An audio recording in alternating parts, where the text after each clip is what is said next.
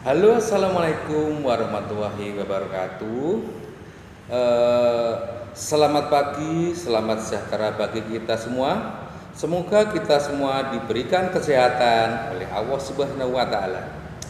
Walaupun masih dalam keadaan pandemi, maka kita harus tetap semangat mengikuti pelajaran.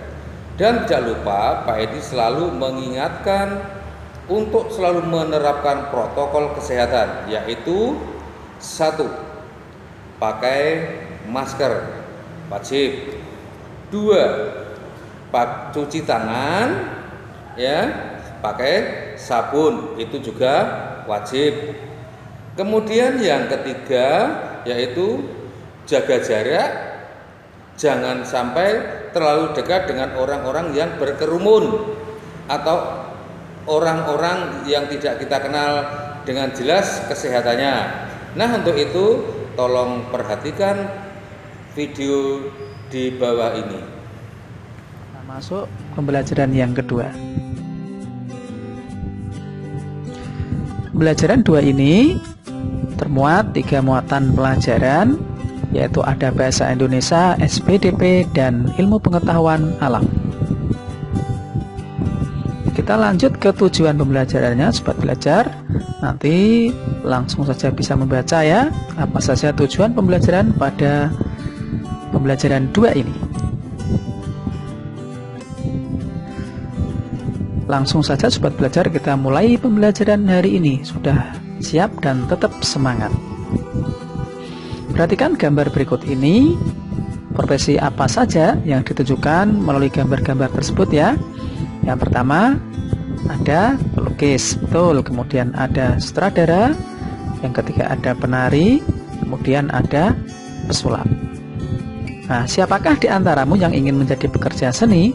Pekerja seni adalah orang yang memiliki bakat dan kemampuan tertentu yang bekerja di bidang kesenian. Para penari, pelukis, animator, sutradara, dan pesulap merupakan beberapa contoh pekerja seni. Para pekerja seni bekerja untuk membuat orang lain merasa senang dan semakin menghargai keindahan di sekitarnya. Mari membaca sobat belajar teks bacaan yang berjudul Kisah Seorang Penari Gandrung Banyuwangi.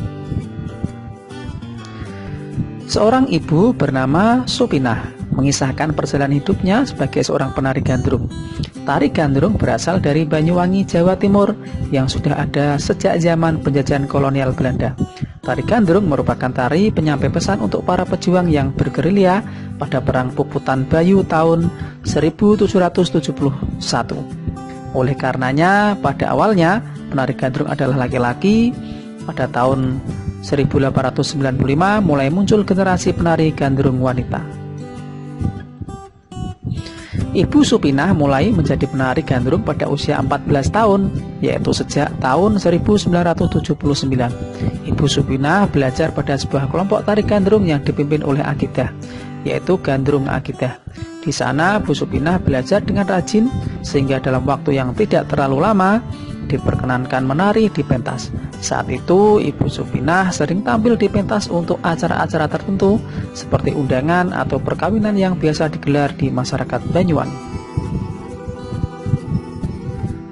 Ibu Supinah tidak pernah menyesali keputusannya untuk menjadi seorang penari gandrung. Ibu Supinah bangga karena tari gandrung melambangkan kesuburan. Ibu Supinah bahkan pernah diundang menari ke mancanegara seperti Amerika, Korea, dan Cina. Ibu Supinah tidak menyangka bahwa profesinya sebagai penari gandrung mendapat penghormatan yang tinggi. Ibu Supinah bangga telah mengenalkan budaya Indonesia kepada masyarakat di mancanegara. Nah, sobat belajar, berdasarkan bacaan di atas, jawablah pertanyaan berikut ya. Yang pertama, apa nama dan asal daerah dari tarian yang menjadi profesi Ibu Supinah? Tadi sudah ada ya. Ya, namanya tari gandrung dari Banyuwangi. Yang kedua, apakah peran tarian tersebut pada saat perjuangan melawan penjajahan? Nah, sebagai penyampai pesan untuk para pejuang yang bergerilya pada Perang Puputan Bayu ya, sobat belajar. Kemudian yang ketiga, sikap dan nilai apa saja yang ditunjukkan Ibu Supinah sebagai seorang penari daerah? yaitu rasa bangga karena mampu mengenalkan budaya Indonesia kepada masyarakat mancanegara. Yang keempat, menurutmu nilai sikap dan keterampilan apa saja yang diperlukan untuk menjadi seorang penari? Yaitu menjadi seorang penari harus rajin, tanggung jawab, dan juga menguasai teknik dan penghayatan.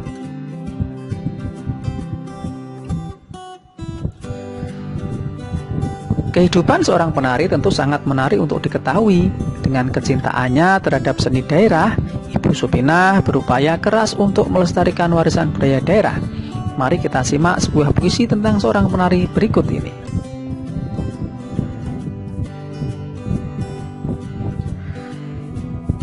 Puisi Penari karya Hasaya Trilion Laksono. Anggunnya gerak tubuhmu, lentiknya jemari-jemari berpadu indah. Derap langkah gemulai, hentakan irama mengalun syahdu. Lirikan mata yang tajam, berubah sekejap menjadi indah. Kibasan selendang emas bergoyang perlahan, liukan leher mengundang kekaguman. Menari dan terus menari dengan senyum dan ketulusan. Gerakanmu sungguh indah, karena engkau menari dengan hatimu. Nah, mari berdiskusi ya sobat belajar. Setelah kalian membaca tadi, kalian diskusikan dengan orang tuamu atau dengan temanmu ya. Coba pertanyaan yang pertama, apa judul puisi di atas dan siapa penulisnya? Sudah jelas tadi ya, yaitu puisinya adalah berjudul dengan Puisi Penari. Tadi penulisnya sudah ada ya. Terdiri atas berapa baitkah puisi penari tersebut? Ada 6 bait ya sobat belajar, nanti bisa dihitung sendiri. Kemudian terdiri atas berapa bariskah puisi tersebut? Ada 12 baris. Kemudian yang keempat, bercerita tentang apakah puisi penari? Buatlah sebuah paragraf yang menceritakan apa yang kamu ketahui tentang puisi penari. Puisi tersebut tadi menceritakan tentang keterampilan seorang penari yang berhasil memancarkan keindahan. Nah, nanti paragrafnya kalian bisa buat sendiri ya sobat belajar. Kemudian yang terakhir, buatlah sebuah gambar yang menggambarkan kisah di dalam puisi penari. Nah, nanti untuk gambarnya ini kalian bisa mencari referensi sendiri ya sobat belajar di internet atau di buku yang lainnya. Ayo mengamati sobat belajar. Seni tari merupakan salah satu bentuk seni yang hampir selalu ada di dalam kehidupan masyarakat tradisional. Negara Indonesia yang sangat kaya dengan keragaman seni budaya tentu memiliki jumlah seni tari yang tak terhingga jumlahnya. Akan tetapi jumlah itu akan terus berkurang apabila masyarakat generasi yang baru tidak mengenalnya. Oleh karenanya sangatlah penting untuk mengetahui beberapa seni tari daerah Indonesia. Nah, sobat belajar, amati gambar berikut. Nanti kalian bisa memasangkan keterangan dengan gambar yang sesuai ya sobat belajar. Nah, di sebelah kiri ada gambar tari daerah, kemudian di sebelah kanan ada keterangannya. Bisa sobat belajar? Mari kita bahas bersama-sama ya. Nah, untuk gambar pertama ini adalah tari pendet dari Bali. Kalian bisa pasangkan di situ ya. Kemudian yang kedua ada tari piring dari Sumatera Barat. Kemudian itu yang kuning ada tari saman dari Aceh. Dan yang terakhir itu ada tari rimau dari Jawa Timur. Mudah ya sobat belajar. Negara Indonesia memang kaya akan budayanya dengan beragam masyarakat yang tinggal di dalamnya. Sebagai negara kepulauan, Indonesia memiliki ribuan pulau dan laut yang terbesar di seluruh wilayah. Maksud kami yang tersebar di seluruh wilayah.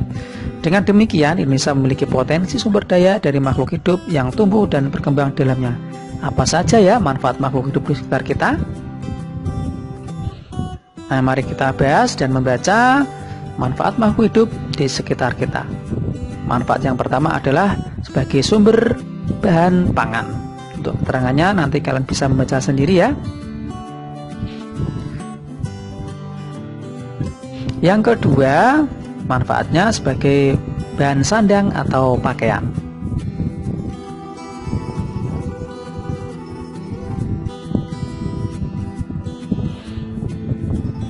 Kemudian yang berikutnya, yang ketiga, sebagai peralatan rumah tangga.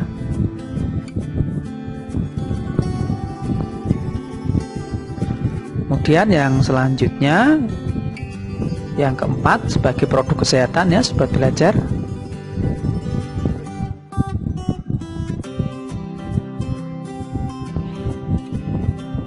Nah, setelah kalian membaca tadi, mari kita lakukan kegiatan sebagai berikut ya sobat belajar.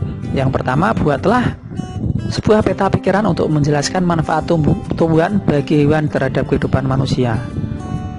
Seperti ini ya sobat belajar, kalau membuat peta pikiran manfaat dan tumbuhan hewan. Tadi ada 4 ya, sebagai sumber bahan pangan, peralatan rumah tangga, bahan sandang atau pakaian, dan produk kesehatan. Udah ya. Kemudian yang kedua, jelaskan manfaat tumbuhan bagi lingkungan sekitarnya ya, membantu mengurangi pemanasan global, memberikan suasana sejuk, dapat menghasilkan buah, membantu membersihkan udara dari racun. Kemudian yang ketiga, jelaskan manfaat hewan bagi lingkungan sekitar, sebagai penghasil tenaga, membantu manusia ya, kemudian bisa menghasilkan pupuk organik, juga bisa menghasilkan pangan. Kemudian yang keempat, apakah yang akan terjadi pada daerah yang tidak subur sehingga tumbuhan sulit tumbuh? Daerah itu akan bisa menjadi gersang ya, udara akan panas dan sulit mendapatkan air.